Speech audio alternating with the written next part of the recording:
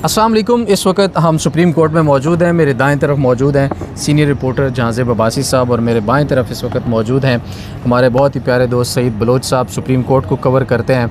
आज बड़ी अहम समाअत हुई है। तौहीन अदालत की एक मुनफरिद सी कार्रवाई थी। कल इमरान खान साहब जब नैब तरमीम केस में पेश हुए तो उसके बाद कुछ ही देर के बाद फिर वहाँ पर ये बात भी हुई अटॉर्नी जनरल से उस दौरान कि इस तरह से कोई प्रॉक्सी जो है वो अदलिया के ख़िलाफ़ जो है वो लॉन्च कर दी गई है कि आप हमें धमकाना चाहते हैं। और उससे पहले एक अहम तरीन प्रेस कॉन्फ्रेंस हुई थी। जो सारा मरकज़ है इस मामले का वो फैसल वावडा की प्रेस कॉन्फ्रेंस थी, जिसमें उन्होंने अदलिया के ऊपर काफ़ी तनकीद की और काफ़ी जुमले भी कसे। और उसके बाद फिर एक ऐसी लंबी तकरीर थी जिसमें बहुत सारे इल्ज़ामात मौजूद थे। जिसके बाद कल अदालत में जब बात इस मामले पर हुई तो अटॉर्नी जनरल से सवाल किया गया कि क्या कोई प्रॉक्सी हमारे ख़िलाफ़ इस वक्त खेली जा रही है, क्या आप हमारी पगड़ियों के फुटबॉल बनाएंगी, क्योंकि फैसल वावडा ने ऐसे ही अल्फाज इस्तेमाल किए थे अपनी प्रेस कॉन्फ्रेंस के अंदर। तो उसके बाद अटॉर्नी जनरल ने एक जुमला बोला था कि ये बिल्कुल कॉन्टेम्पचुअस है, ये तौहीन आमेज़ है। जिसके बाद जस्टिस अतर मिन अल्लाह ने जो सवालात किए थे उसके बाद अटॉर्नी जनरल ने कहा कि बिल्कुल ये ऐसा नहीं होना चाहिए था। लेकिन रात को हमें ये ख़बर मिलती है तकरीबन शाम को कि उसके ऊपर तौहीन अदालत में अज़ ख़ुद नोटिस जो है कार्रवाई करने के लिए ले लिया गया। और 3 रुकनी बेंच चीफ जस्टिस काजी फ़ाइज़ ईसा, जस्टिस इरफान सआदत और जस्टिस नईम अख्तर अफ़गान की सरबराही में आज इस केस के ऊपर समाअत हुई। और जो अहम तरीन डेवलपमेंट्स हैं वो ये हैं कि फैसल वावडा और मुस्तफ़ा कमाल दोनों ने मिलती जुलती प्रेस कॉन्फ्रेंस की थी। एक तो पैमरा से उस प्रेस कॉन्फ्रेंस का सवाल व जवाबात समेत पूरा जो सर्टिफाइड ट्रांसक्रिप्ट है वो मांग लिया गया है। और दूसरा नोटिस जारी कर दिए गए हैं, शो कॉज नोटिस जारी कर दिए गए हैं। अहम तरीन डेवलपमेंट्स हैं। अब पहले जहांज़ेब अब्बासी साहब की तरफ जाएंगे और उनसे पूछेंगे कि वो इसको किस नज़र से देखते हैं और आने वाले दिनों में क्या मज़ीद अब्बासी साहब इसमें हो सकता है, आप क्या समझते हैं। और एक चीज़ ये भी है कि काफ़ी वक्त हो गया अदलिया के ऊपर तनकीद हो रही है और ये सारे के सारे मामलात चल रहे हैं। सुप्रीम कोर्ट ने अब आके इन मामलात को भी टेकअप करना शुरू कर दिया है। ये अदलिया की तरफ से प्रेशर है या जैसे चीफ जस्टिस काजी फ़ाइज़ ईसा साहब वाकई समझते हैं कि अब इस मामले को ख़त्म होना चाहिए। शुक्रिया कमल। मेरी जहाँ तक सोच है, जो इस कोर्ट प्रोसीडिंग को मैंने देखा है, मुझे तो ये महसूस हुआ है कि सुप्रीम कोर्ट ऑफ पाकिस्तान का जो 3 रुकनी बेंच है ये ज़ाती तौर के ऊपर इस हक़ में नहीं है कि तौहीन अदालत की कार्रवाइयों में जो है वो लोगों को जेल भेजा जाए। और इसकी रीज़निंग मैं यूँ बयान कर सकता हूँ कि चीफ जस्टिस ऑफ पाकिस्तान काजी फ़ाइज़ ईसा ने जो अपने साथ रहनुमा होने वाले वाक़यात हैं उनका ज़िक्र किया और कहा कि मेरे साथ क्या कुछ नहीं हुआ, लेकिन साथ उन्होंने ये भी कहा कि हमारा जो तहम्मुल था, जो हमारी बर्दाश्त थी, उस तहम्मुल या बर्दाश्त को जो है वो उसको बजाय उसको काबिल सताइश करार दिया जाता, उल्टा उसका गलत फ़ायदा इस्तेमाल करते हुए जो है उस तनकीद में शिद्दत आई जी। तो चीफ जस्टिस काजी फ़ाइज़ ईसा ने ये कहा है कि अगर आपने तनकीद करनी भी है तो आप इदारे पे तनकीद ना करें, आप किसी जज के ऊपर तनकीद करें, उसके फ़ैसले के ऊपर तनकीद करें। लेकिन इस तरह से महज किसी एक वाक़े को बुनियाद बनाकर पूरी जुडिशरी को आप जिस तरह से मिलान कर रहे हैं, इससे किसी को कुछ भी हासिल नहीं होगा। और उन्होंने एक मिसाल भी दी। उन्होंने ये कहा कि अगर कोई बच्चा स्कूल में अगर गलती करे और अगर वो उस गलती को तस्लीम कर ले तो उस्ताद का रवैया फिर गलती तस्लीम करने वाला जो स्टूडेंट होता है उसके साथ बदल जाता है, उसके साथ वो रवैया तब्दील हो जाता है। तो मेरे ख़्याल में अगर नेक्स्ट प्रोसीडिंग में अगर फैसल वावडा और मुस्तफ़ा कमाल अगर गैर मशरूत मुआफ़ी मांग लेते हैं तो शायद यह प्रोसीडिंग यहीं पे रुक जाए। अच्छा, सिर्फ ये यहाँ पे ही एक वाक़या नहीं है, और भी ऐसे कई केसेस हमने कवर किए जिनमें इस तरह के इश्यूज़ देखे गए कि तौहीन अदालत के केसेस में जो है वो बाकायदा तौर के ऊपर धमकियाँ लगाई गई, लेकिन अदालतों ने उस पर रिस्ट्रेन का मुजाहरा किया, तहम्मुल का मुजाहरा किया।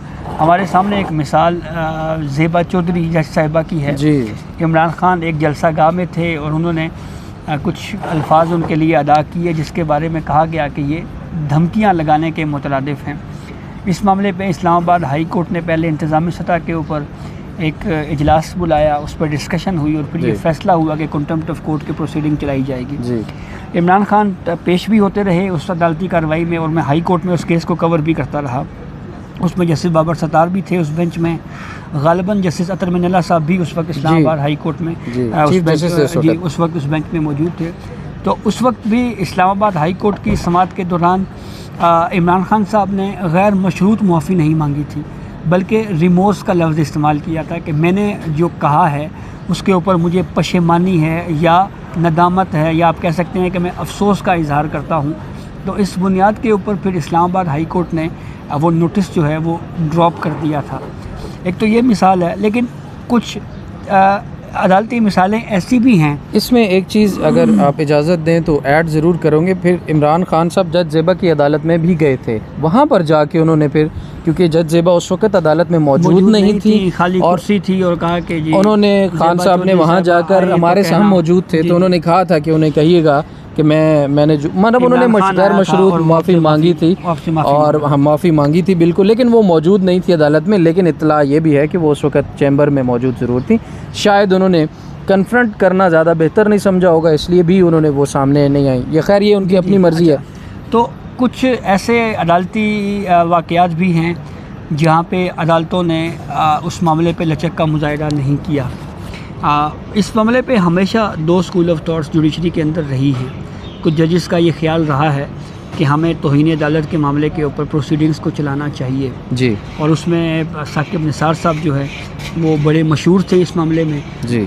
निहाल हाशमी, तलाल चौधरी, दानियाल अजीज़, इवन निहाल हाशमी के केस की तो मुझे याद है कि साकिब निसार साहब की सरबराही में जो बेंच केस सुन रहा था, उन्होंने कहा जी कि अब गैर मशरूत माफ़ी मांगे जी। एक मरतबा उन्होंने गैर मशरूत माफ़ीनामा सुप्रीम कोर्ट में जमा करवाया, उसको पढ़ा गया और कहा गया कि ये लैंग्वेज नरम है, ये ज़ुबान जो है वो बहुत नरम इस्तेमाल की गई है, ये मज़ीद जो है इसमें क्लैरिटी नहीं है भाई, मज़ीद वजाहत होनी चाहिए। फिर उसके बाद दोबारा उससे भी ज़्यादा एहतराम के साथ माफ़ी मांगी गई, वो बयान जमा करवाया गया।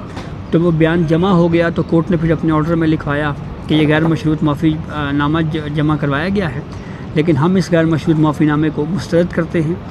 और फिर उसके बाद अदालती कार्रवाई आगे चली।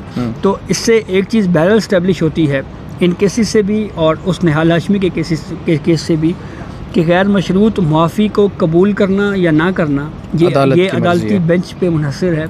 और अगर अदालत उस गैर मशरूत माफ़ीनामे को मंजूर कर लेती है तो फिर अदालती कार्रवाई वहीं पे ख़त्म हो जाती है, और अगर मंजूर नहीं करती तो फिर अदालत की कार्रवाई आगे बढ़ती है। अटॉर्नी जनरल प्रोसिक्यूटर होते हैं जी। फिर गवाहान की फहरिस्तें इस्तिगासा की जानिब से भी दी जाती हैं जिस पे कंटेम्प्ट ऑफ कोर्ट होता है, उसको भी कहा जाता है कि आपके पास अपने दिफा में अगर कुछ है तो आप सामने ला सकते हैं, पेश करें। फिर बाकायदा ट्रायल चलता है और फिर चार्ज फ्रेम किया जाता है। ये कहता है मुल्ज़िम कि जी मैं सेहत जुर्म से इनकार करता हूँ, लेकिन अगर जब सज़ा हो जाए तो फिर उसकी डिस्क्वालिफिकेशन होती है फॉर 5 ईयर्स। ये हमने यूसुफ रज़ा गिलानी साहब के केस में देखा। तो अगर ये सज़ा हो जाती है फैसल वावड़ा साहब को या मुस्तफ़ा कमाल को, तो वो फॉर 5 ईयर्स जो है वो असम्बली मेंबर के लिए हेल्ड नहीं रहेंगे। अच्छा, अब मेरा ना यहाँ पर आपने माफ़ी की बात की है, एक अहम सवाल ये भी बनता है कि फैसल वावड़ा और मुस्तफ़ा कमाल ने जिस तरह से दीदा दलेरी से जो बातें की हैं, जितनी ब्लंट उन्होंने इल्ज़ामात लगाए हैं, खुल के अदलिया को उन्होंने टारगेट किया है बाकायदा तौर पर, अब ये एक सियासतदान अफोर्ड तो नहीं कर सकता। उन्होंने इस तरह से आके टीवी के ऊपर इतने तौहीन अमेज़ अल्फाज बोले हैं जिसको अटॉर्नी जनरल भी कह चुके हैं, और ज़ाहिर है सुप्रीम कोर्ट ने भी आज खुद नोटिस लिया है। तो अब सुप्रीम कोर्ट भी कन्विंस्ड नज़र आती है कि भी बादियों नज़र में ये जुर्म हुआ है, ये गलती उन्होंने की है। क्या ये गलती या ये बातें उन्होंने अपने तय की हैं दोनों सियासतदानों ने, या उनके पसे पर्दा कोई और मामलात ऐसे हैं जो उनको शय दे रहे हैं? और अगर वो आकर माफ़ी मांगते हैं तो ये माफ़ी सिर्फ वावड़ा या मुस्तफ़ा कमाल साहब की होगी या उन अनासिर की भी होगी जो इनको सपोर्ट कर रहे हैं? देखिए, पहले तो ये फिर फर्दर प्रूफ का मामला लगता है कि क्या उन्होंने ख़ुद से ये बातें कही है, इसके पीछे कोई था। देखिए ना, बादी नज़र में एक तासुर इस वक्त मौजूद है कि दोनों शख्सियात जो हैं वो एक काफ़ी जो है असर और रसूख रखने वाली शख्सियात हैं, और उनको वो काफ़ी जगह पर बहुत सारे ऐसे इदारों की अगर हम कहें तो तर्जुमानी करते हुए नज़र आते हैं जो कि शायद ख़ुद चीज़ों को एक्सप्लेन नहीं कर सकते। देखिए, तर्जुमानी तो यहाँ पे हर कोई करता है और बहुत सारे लोग करते हैं, चाहे वो हुकूमतों में हों या अपोजिशनों में हों। तो ये इसकी बुनियाद के ऊपर आप ये नतीजा अखज़ नहीं कर सकते। कि क्या है। लेकिन हाँ, ये चीज़ इस्टेब्लिश होती है अगर कहीं पे कोई इन्वेस्टिगेशन होती है या कहीं पे कोई इल्ज़ाम लगाया जाता है कि ये बयानबाजी जो है वो किसी के कहने के ऊपर की गई है। हाँ, कुछ वाक़यात ऐसे ज़रूर हो रहे हैं, कुछ मकासद, हाँ, कुछ इवेंट्स इस तरह के ज़रूर हो रहे हैं एक दूसरे के साथ। कभी एक इवेंट होता है, कभी दूसरा होता है, फिर तीसरा होता है। अब जैसे बाबर सत्तार साहब के हवाले से हम देख लें, पहले सोशल मीडिया के ऊपर उनका डाटा जो है, पर्सनल डाटा जो है वो लीक किया गया। फिर उसके बाद मोहसिन अख्तर कियानी का बयानबाजी हुई। फिर उसके बाद हमने देखा कि जी ये आप नहीं, फैसल वावड़ा साहब ने ही कहा कि जी आप हमें वजाहत दें कि ये ग्रीन कार्ड होल्डर आप हैं, कि आपने ये शरीयत ख़त्म की नहीं की। इस्लामाबाद हाई कोर्ट ने इसके ऊपर रिप्लाई दिया।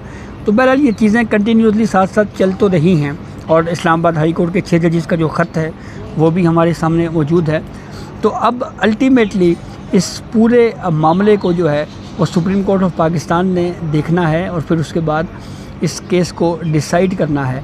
और जहाँ तक ये बात कि किसी ने टीवी चैनल के ऊपर आके बात की है और वो अभी तक उस पर कायम है, हमने तो हिस्ट्री में ये देखा है कि बहुत सारे ऐसे लोग जो बड़ी बड़ी बातें पहले टीवी चैनल्स पे आके करते रहे कि हम अपनी बात पे कायम रहेंगे, लेकिन जब अदालती कार्रवाइयाँ शुरू हुई तो उनका मौक़िफ़ जो है वो बदल गया, तब्दील हुआ। तो ठीक है, अगर कोई मौक़िफ़ तब्दील भी कर रहा है तो ये उसका भी एक राइट है। ठीक है, बहुत शुक्रिया जज़ब अब्बासी साहब। सईद बलोच साहब की तरफ आते हैं। सईद बलोच साहब, आप क्या समझते हैं बाबर सत्तार साहब के ऊपर प्रेशर, जो बाबर सत्तार साहब के मुताबिक उन्होंने बयान किया कि मेरे ऊपर प्रेशर है ऑडियो लीक्स के अलग होना, उसके बाद फैसल वावड़ा साहब खुलेआम आके तनकीद करते हैं। जैसे सतर मिनहला नैब तरमीम के केस में इमरान खान को पेश करने की बात करते हैं, अब वही फैसल वावड़ा फिर आके अतर मिनहला के ऊपर भी उसी तरह से तनकीद करते हैं, टारगेट करते हैं अदलिया को। मज़ीद बहुत सारी चीज़ें सारी आप लोग अब बेहतर समझते हैं। आपका इसके ऊपर क्या राय है? ये कार्रवाई अब क्या रुख इख्तियार करने जा रही है?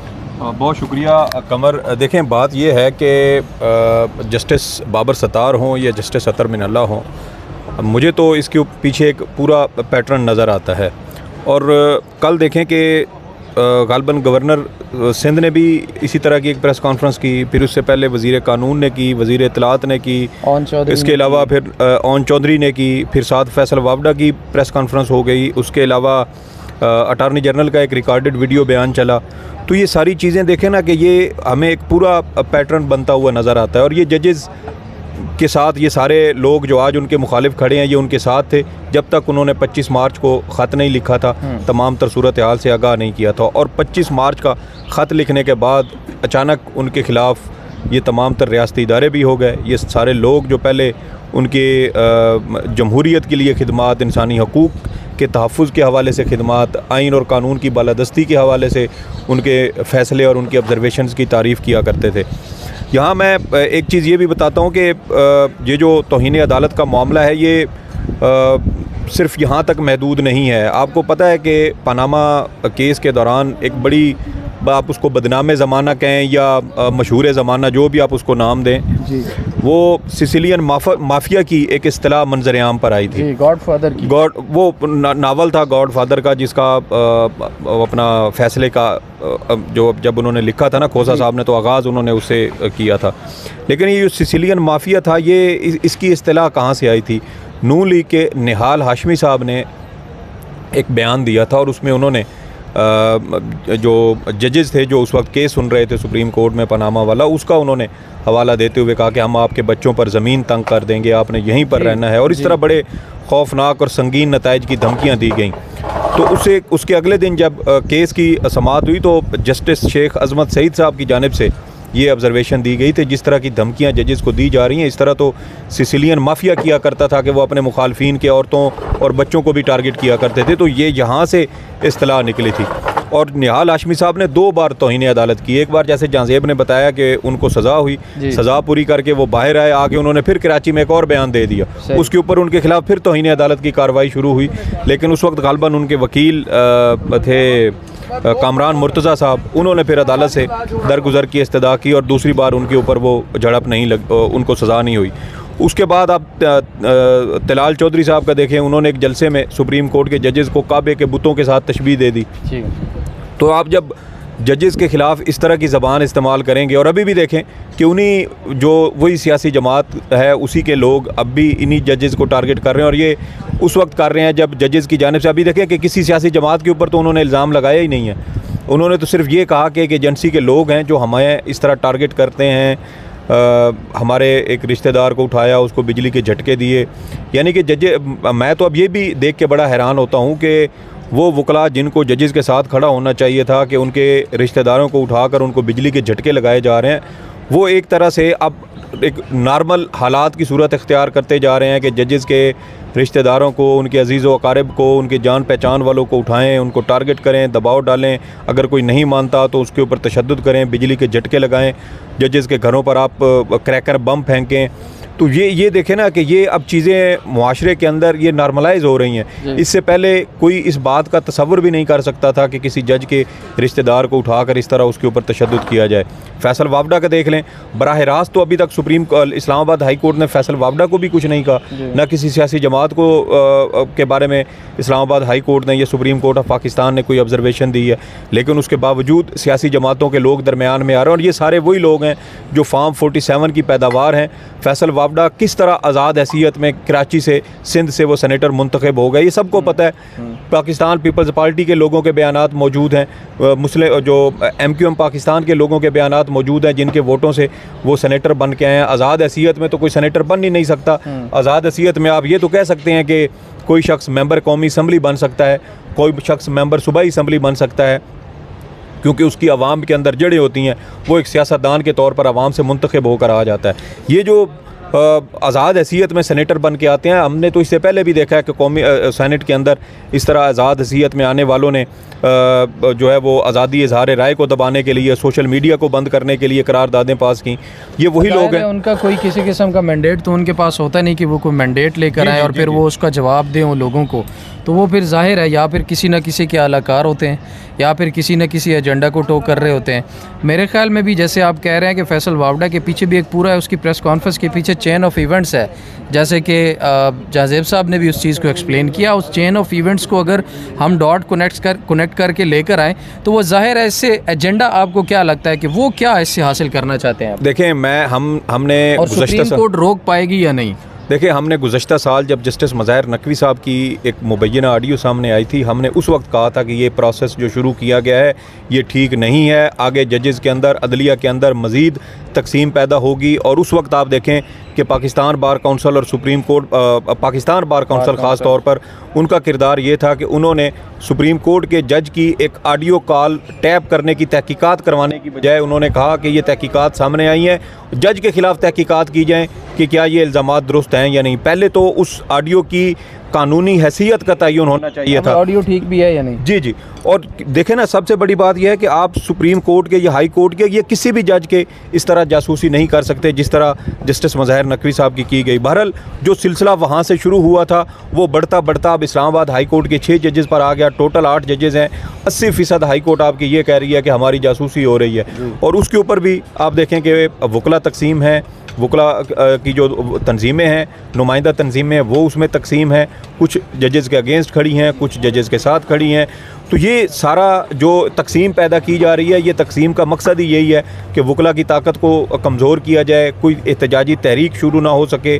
जब हम जजेस को दबाएं तो उनके लिए कोई आवाज़ उठाने वाला, कोई मजबूत आवाज़ ना उठे, क्योंकि जजेस वकला तकसीम है, इसलिए कोई मजबूत आवाज़ नहीं बन रही, कोई एहतजाज नहीं हो रहा। इस मामले में आप क्या देखते हैं, अब आगे क्या कहाँ तक जा सकती है? देखें, सुप्रीम कोर्ट ऑफ पाकिस्तान अगर मामला इतना संजीदा था तो सुप्रीम कोर्ट ने बराह रास्त तौहीन अदालत का नोटिस जारी किया है। तो अगर काजी साहब ने ये इकदाम ले ही लिया है तो हम तो पहले कह रहे थे कि इंस्टीट्यूशनल रिस्पांस होना चाहिए। इस्लामाबाद हाई कोर्ट के जजेस ने भी यही कहा कि इंस्टीट्यूशनल रिस्पांस होना चाहिए था। अब हाई कोर्ट के दीगर हाई कोर्ट्स की जानिब से जवाब सुप्रीम कोर्ट में आए, उसमें भी जुडिशल रिस्पांस की बात की गई। अब काजी साहब इसके ऊपर नोटिस ले चुके हैं, तो एक जुडिशल इसके ऊपर रिस्पांस होना चाहिए। कोई एक सख्त जवाब जब तक आप नहीं देंगे, मेरे ख्याल में ये सिलसिला रुकेगा नहीं। पूरे मुल्क की हाई कोर्ट्स ये बात कर रही हैं कि जजेस की जासूसी हो रही है। सबसे खौफनाक सिचुएशन तो आप देखें कि पेशावर के अंदर थी, जहाँ पर जजेस दबाव में नहीं आए तो अफ़गानिस्तान से दहशतगर्दों के ज़रिए उनको धमकियाँ दिलवाई गई और उनको थ्रेट किया गया। तो ये तो मुमकिन नहीं है कि आप इस तरह के माहौल के अंदर फिर आज़ाद अदलिया का ख्वाब देखें। आप आम आवाम को इंसाफ की फरहमी का जो एक आपकी ज़िम्मेदारी है, आप उसको पूरा करें। 22 लाख मुकदमात अदालतों में ज़ेर अल्तवा हैं, वो कैसे ख़त्म होंगे? तो ये वो चीज़ें हैं जो इस वक्त एक बड़े सीरियस किस्म के चैलेंजेस हैं जो चीफ़ जस्टिस पाकिस्तान को, सुप्रीम कोर्ट को दरपेश हैं। अब ये तौहीन अदालत की कार्रवाई शुरू हो चुकी है, तो मेरे ख्याल में अब इसको मंतकी अंजाम तक भी पहुँचना चाहिए। और वो लोग जो नामालूम कुव्वतों के आगे उनके माउथ पीस बनकर आ जाते हैं, और मेरे ख्याल में तो अब ये भी बेहतर ज़्यादा ये होगा कि ऐसे इदारे जिनका कोई पब्लिक रिलेशनिंग डिपार्टमेंट मौजूद नहीं है, वो इस तरह के प्रॉक्सीज़ को इस्तेमाल करने की बजाय अगर अपनी PR डिपार्टमेंट बना लें और वहाँ से बाकायदा एलामिया जारी करना शुरू कर दें, तो मेरे ख्याल में वो ज़्यादा वज़न रखेगा, बजाय इसके कि सियासतदान जो है वो इस्तेमाल हों। और सियासतदानों को ख़ुद भी मेरे ख्याल में इसके ऊपर थोड़ी सी मज़ाहमत करनी चाहिए कि कम अज़ कम वो इस तरह माउथ पीस बनकर दूसरों का पैगाम पहुंचाने वाले वो कमी न बने कि किसी ने इनको कहा और इन्होंने फ़ौरन से प्रेस कॉन्फ्रेंस कर डाली। इस्लामाबाद हाई कोर्ट के जजेज़ ने तो अभी किसी शख्स के ऊपर तो बाकायदा इल्ज़ाम लगाया ही नहीं है। कोई सरकारी अफसर हो, कोई हसास इदारे का अफसर हो कि आपने ये किया है। नोटिस भी अगर हुए ढूंढ रही है, देखें तो शवाहिद ढूंढने वाली बात यह है कि ये जजेस के ख़िलाफ़ सारी सोशल मीडिया के ऊपर कैंपेन की गई, और जो तौहीन अदालत, और देखें दूसरी बात यह है, दूसरी बात यह है, देखें दूसरी बात यह है कि काजी साहब के भी आप देख लें, उनको जो सहाफ़ियों को नोटिस हुए थे उस वक्त कौन से शवाहिद थे उनके पास? GIT किस बुनियाद पर बनी थी? क्या उस वक्त उनके पास इख्तियार नहीं था कि वो तौहीन अदालत की कार्रवाई सहाफ़ियों के ख़िलाफ़ कर लेते? सहाफ़ियों की पूरी फहरिस्त बनवाई गई, 550 लोगों के नाम सामने आए, और उन 550 लोगों में से फिर 60 के करीब लोगों को नोटिस जारी किए गए, और उनका भी फिर FIA को और जो JIT को कहा गया कि आप अभी इनका इकट्ठा करें। यानी आपने नोटिस पहले कर दिए और बाद में आप उनका ढूंढ रहे हैं कि इन्होंने आपकी तौहीन अदालत कहाँ की है, जज की शान में गुस्ताखी कहाँ की है। तो ये सोशल मीडिया के दौर में ये इसी तरह के मसाइल पैदा होंगे। उनको निमटने के लिए फिर आपको दौर हाज़िर के जो जदीद तकाज़े हैं, जो ज़रूरी इसमें टेक्नोलॉजी है, उसका इस्तेमाल करना पड़ेगा। लेकिन ये बात तय है कि मेरे ख्याल में इस्लामाबाद हाई कोर्ट के जजेस के ऊपर बिल्कुल ये गैर ज़रूरी और फजूल किस्म के ये एतराज़ात हैं कि तौहीन अदालत की कार्रवाई पहले कर दी, मवाद अब ढूंढा जा रहा है। तो सोशल मीडिया के ऊपर तो पोस्ट बाय पोस्ट आप चीज़ें वो लेकर चलते हैं, कुछ लोग डर के वो डिलीट कर देते हैं। अब देखें ना कि जब मज़ाहिर नकवी साहब की ऑडियो लीक हुई, उसके ऊपर इंक्वायरी कमीशन बनाया गया, तो बहुत सारे दोस्तों के हमारे अचानक मोबाइल फ़ोन या तो चोरी हो गए, या वो गुम हो गए, या उनकी डकैती में उनसे छीन लिए गए। तो ये इस तरह के बाद में उनके मोबाइल वगैरह देखें ना, फोरेंसिक होगा तो पता चलेगा कि आपको वो ऑडियो कहाँ से भेजी गई थी, किसने भेजी थी, और वो जब आप ट्रेस बैक करेंगे तो वो असल आप बंदे तक पहुँच सकते हैं। तो ये इसलिए दूसरों को मेरे ख्याल में ये बातें नहीं करनी चाहिए कि जजेज़ ने नोटिस नहीं लिया। पहले कहा गया, एतराज़ यही था कि जजेज़ ने तौहीन अदालत की कार्रवाई शुरू की उन्हें की। अब तौहीन अदालत की कार्रवाई शुरू हुई है तो उसके ऊपर भी एतराज़ है। ये वही बात है कि आप गली मोहल्ले में या गांव में जाए ना, तो वहाँ पे कोई शादी हो, लोगों को कोई और नुक्स नज़र ना आया तो बोतल पी, तो कहा जी इसका तो डिकार नहीं आया, बोतल 2 नंबर है। तो यहाँ भी एतराज़ात इसी तरह के किए जा रहे हैं कि नोटिस पहले नहीं हुए, अब नोटिस हो गए, तो उसके ऊपर भी एतराज़ कि ये होने नहीं चाहिए थे या नहीं होने चाहिए थे, मवाद नहीं मिल रहा। तो ये मेरे ख्याल में गैर ज़रूरी किस्म के एतराज़ात हैं। बिल्कुल ऐसे ही है। जजेज़ ने अब ज़ाहिर है खड़ा होना शुरू कर दिया वाज़े तौर पर। अब नज़र आ रहा है कि जी बिल्कुल। देखें, ये जो इंस्टीट्यूशनल रिस्पॉन्स की बात हुई है ना कि इदारा जाती तौर के ऊपर कोई जवाब आना चाहिए, तो ये क्या कोई सुप्रीम कोर्ट के प्रेस रिलीज जारी करे या कहे जी कि हम इनके बयान की मजम्मतें करते हैं? नहीं, वो सुन लेना एक सेकंड, ठीक है, क्या वो प्रेस रिलीज जारी करते हैं या ये कह देखें ना जी ये केस है क्या, शुरू करेंगे, ये केस है क्या? सबसे पहले इस प्रेस कॉन्फ्रेंस को के जो पूरा कंटेंट है उसका जायज़ा लिया जाएगा, और फिर उसके बाद सुप्रीम कोर्ट ने ये तय करना है कि यहाँ पे तौहीन अदालत हुई कहाँ पे है जी, कहाँ तक फेयर कमेंट है जी, कहाँ पे तस्दीक है। और अगर आप ये चाहते हैं कि इसकी बुनियाद के ऊपर कोई ऐसा जजमेंट आ जाए जिसकी बुनियाद के ऊपर पूरे पाकिस्तान में सब पे पाबंदी लग जाए, तो फिर लगवाएं। ठीक है, ये बहुत मोहतात अंदाज में इस केस को डील करना पड़ेगा।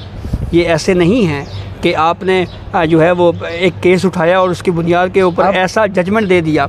ये सुप्रीम कोर्ट की जानिब से दिया गया जो फैसला होता है ये पूरे मुल्क के ऊपर बाइंडिंग होता है, चाहे वो सारी हाई कोर्ट्स हैं, आप ये कहना चाह रहे हैं, चाहे वो लोअर जुडिशरी है, सबके ऊपर इसका इतलाक होगा। सुप्रीम कोर्ट को पहले उस पूरी स्पीचेस का जायज़ा लेना पड़ेगा कि कहाँ पे अदालती फैसले पे कमेंट हुआ है जी, उसको अलग करना पड़ेगा, कहाँ पे फेयर कमेंट है उसको अलग करना पड़ेगा, कहाँ पे फैक्चुअल चीज़ें हैं उनको अलग करना पड़ेगा, और फिर कहाँ पे तज़दीक है और उस तज़दीक के उन अल्फाज को सुप्रीम कोर्ट उसकी तशरीह कैसे करती है। ये इस तरह से करके इस केस को आगे बढ़ाया जाएगा। ये ऐसे नहीं है कि आंखें बंद करके सब पे पाबंदी लगा दें कि कोई किसी पे बात मतलब नहीं आप ये कहना चाह रहे हैं कि जजेस के कंधे के ऊपर रख कर वो वाली बंदूक चलाई जा सकती है जिससे ज़ाहिर राय बाकी लोगों का भी मुतासिर हो। मैं ये कह रहा हूँ कि जो सईद बलोच साहब फरमा रहे हैं उसका मतलब ये निकलता है। अच्छा देखिए मैं इन्होंने इंस्टीट्यूशनल रिस्पांस की बात की।